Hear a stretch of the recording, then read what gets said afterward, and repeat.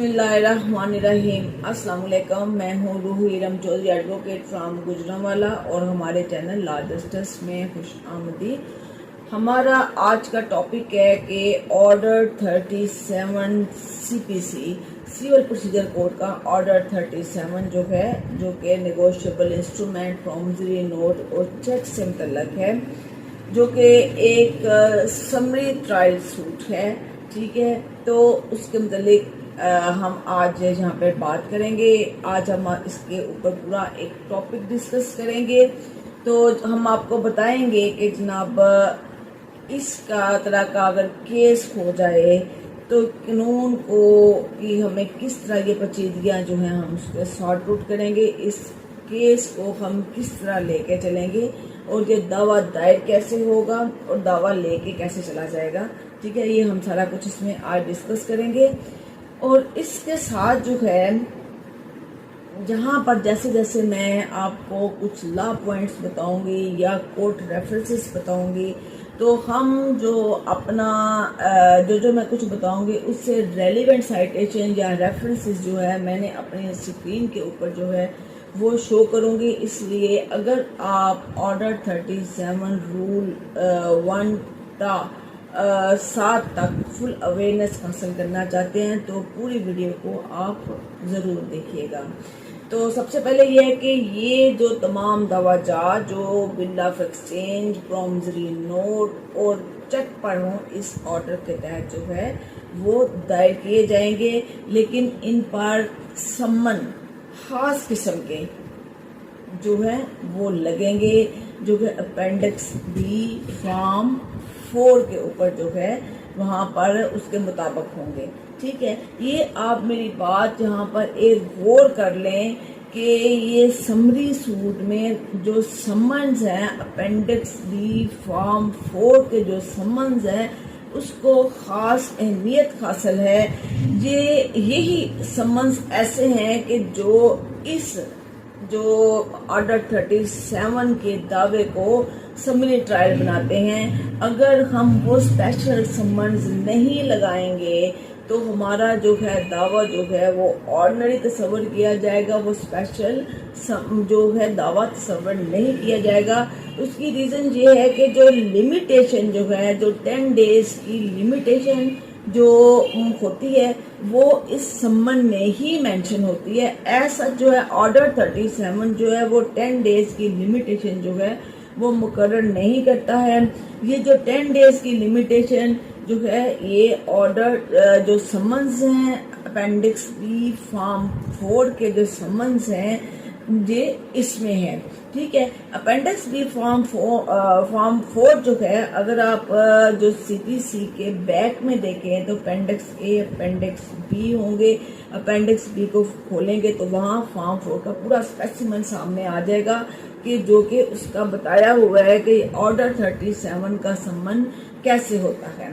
तो जब आप सम्मन जो है किसी को मुद्दा अलैह को आप जारी करवाते हैं, तो जिस वक़्त सम्मन की तमील मुद्दा अलैह करेगा, जिस वक़्त सम्मन की तमील करेगा, उस वक़्त से उसका टाइम ऑफ लिमिटेशन जो है वो स्टार्ट हो जाएगा।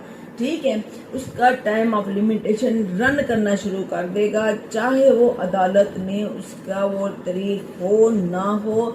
फ्रॉम डेट ऑफ जो समन है उसकी तमील की तारीख से उसका समन जो है वो लिमिटेशन जो है 10 दिन की वो स्टार्ट हो जाएगी। ठीक है, उसके साथ जो है समन के साथ ऊपर लिखा होता है कि जी इसके साथ कॉपी भी अटैच है, और साथ उसके साथ ये भी लिखा होता है कि इसके साथ जब आप जवाब लीव टू डिफेंड प्रेजेंट करेंगे कि विद इन 10 डेज आप लीव टू डिफेंड प्रेजेंट करेंगे, तो आप इसके साथ अपना बयान हल्फी लगाएंगे। ठीक है, अच्छा, एक जगह पे कहते हैं कि जी सम्मन के साथ जो है वो कॉपी जो है वो तो मस्ट होनी चाहिए, लेकिन ये ज़रूरी नहीं है कि जब कॉपी मिलेगी तो उस वक्त लिमिटेशन स्टार्ट होगा। कॉपी मिले या ना मिले, سمن جو ہے جب سمن کی مدعا تمیل اصالتاً کر دے گا تو اس کا ٹائم آف لیمیٹیشن سٹارٹ ہو جائے گا. اب اس نے ودن 10 days اس طریقے سے جس وقت اس نے تمیل کی تھی اس 10 days کے اندر اندر اس نے عدالت میں لیو ٹو ڈیفینڈ کی درخواست دائر کرنی ہے اور عدالت سے اجازت مانگنی ہے کہ اس کو یہ دعویٰ جو ہے اس کو ڈیفینڈ کرنے کی اجازت دی جائے. اب لیو ٹو ڈیفینڈ کے ساتھ جو ہے ایک اور چیز ہے جو بہت امپورٹنٹ ہے جس کے بغیر لیو ٹو ڈیفینڈ کی کوئی اہمیت نہیں ہے. اگر وہ چیز ساتھ نہیں لگائی جائے گی تو لیو ٹو ڈیفینڈ وہ خارج ہو جائے گی. وہ ہے ایفیڈیوٹ, وہ ہے بیان حلفی کہ لیو ٹو ڈیفینڈ کے ساتھ جو ہے مدعا علیہ کا بیان حلفی جو ہے وہ لگنا انتہائی ضروری ہے. اس کے بغیر لیو ٹو ڈیفینڈ کی کوئی ویلیو نہیں ہے. اور اگر ایک سے زیادہ مدعا علیہ ہوں تو ایک مدعا علیہ کا بیان حلفی ہی کافی ہوتا ہے. تو یہ تھا لیو ٹو ڈیفینڈ جو ہے اس کو پریزنٹ ہم نے جو ہے کیسے کرنا ہے. اس کو پریزنٹ کرتے ہوئے ہم نے اس کے ساتھ بیان حلفی مسٹ لگانا ہے. یہ جو اب ہم یہ دیکھیں گے کہ سمری سوٹ جو ہے اس کو دائر کرنے کی میعاد کتنی ہے.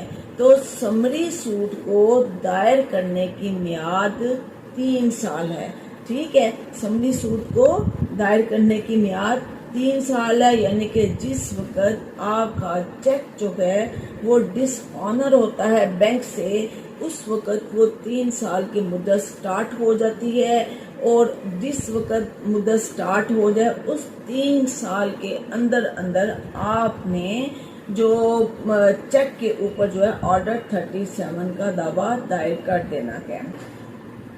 اگر آپ نے جو چیک ہے وہ بینک سے ڈس آنر نہیں کروایا, یعنی کہ وہ آپ نے بینک میں پریزنٹ ہی نہیں کیا, ٹھیک ہے, اور وہ جو مدت جو ہے اس کی وہ گزر گئی ہے اور بینک میں آپ نے اس کو جو سلپ نہیں لگی ہے تو وہ ایسے چیک کے اوپر جو ہے آپ سمری سوٹ جو ہے آرڈر 37 کا دعویٰ دائر نہیں کر سکتے ہیں. اس کے جو اسٹیج چیک ہے, ٹھیک ہے, ایسا چیک جس کی 6 ماہ کی مدت گزر چکی ہو, اس کو بینک میں پیش کرنے کے لیے 6 ماہ کی مدت گزر چکی ہو, ایسے چیک کے اوپر بھی آرڈر 37 کا دعویٰ دائر نہیں ہو سکتا ہے.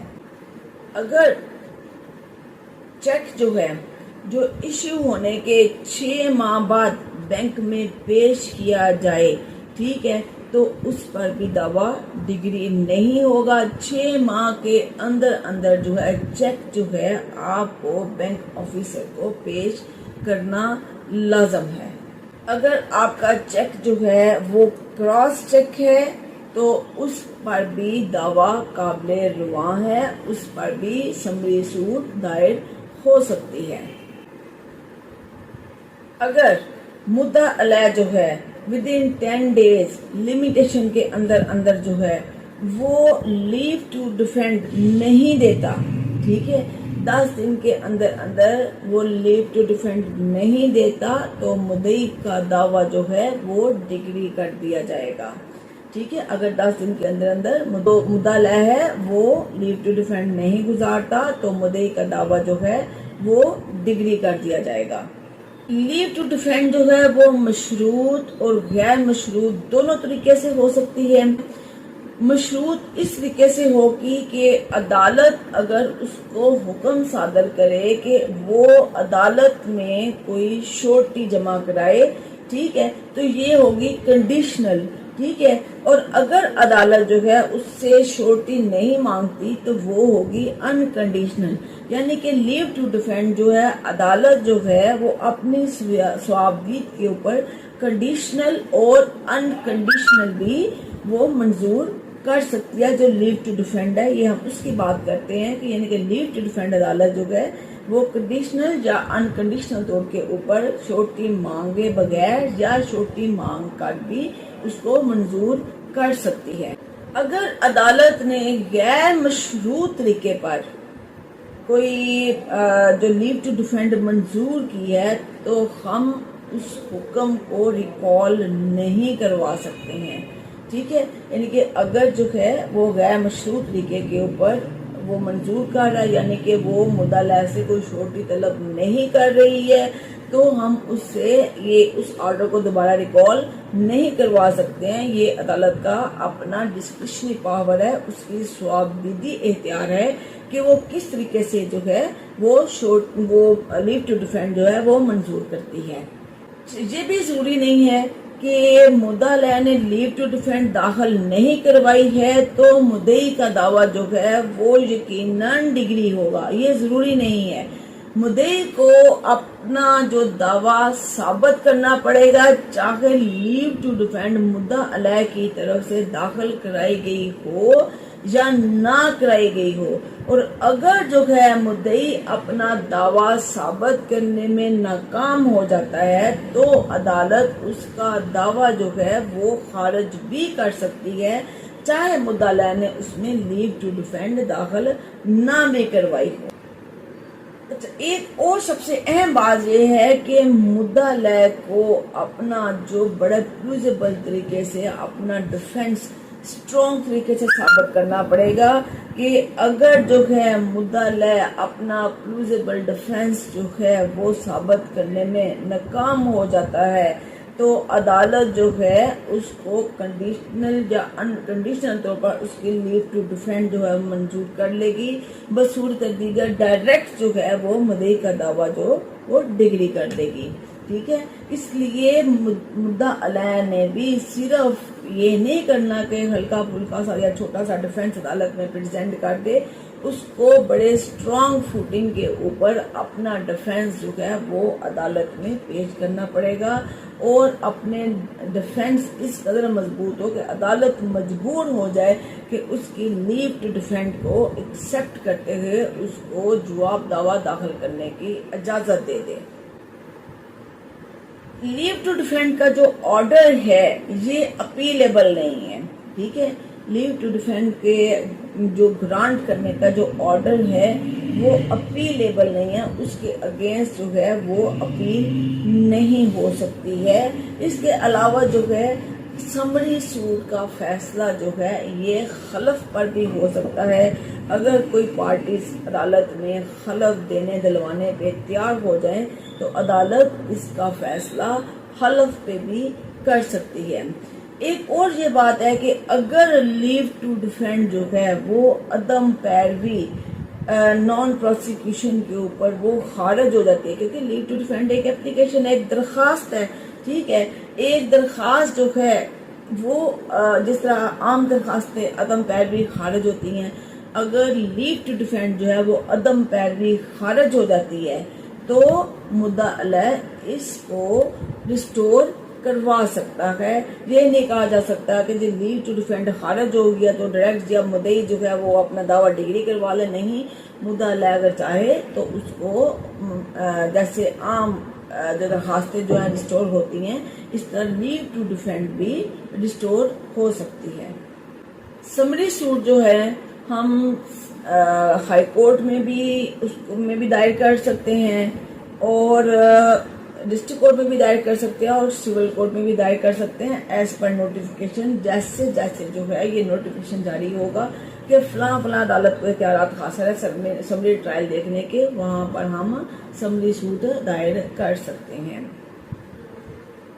اگر جو ہے جب سمری ٹرائل جو ہے وہ سٹارٹ ہو جاتا ہے کہ جس وقت عدالت جو ہے وہ ڈیمانڈ کرے کہ ڈاکومنٹس جمع کروائیں تو اسی وقت جو ہے اصل دستاویزات جو ہے ہمیں عدالت میں جمع کروانے پڑتے ہیں. اگر ہمارے پاس عدالت سے اگر اصل دستاویزات گم ہو جائے تو ہم اپنے ڈاکومنٹس کو بطور سیکنڈری شہادت بھی وہ ثابت کر سکتے ہیں، اپنے دعوے کو بطور سیکنڈری شہادت بھی ثابت کر سکتے ہیں. بصورت دیگر جو ہے ہم اس کے لیے آرڈنری سوٹ بھی دائر کر سکتے ہیں.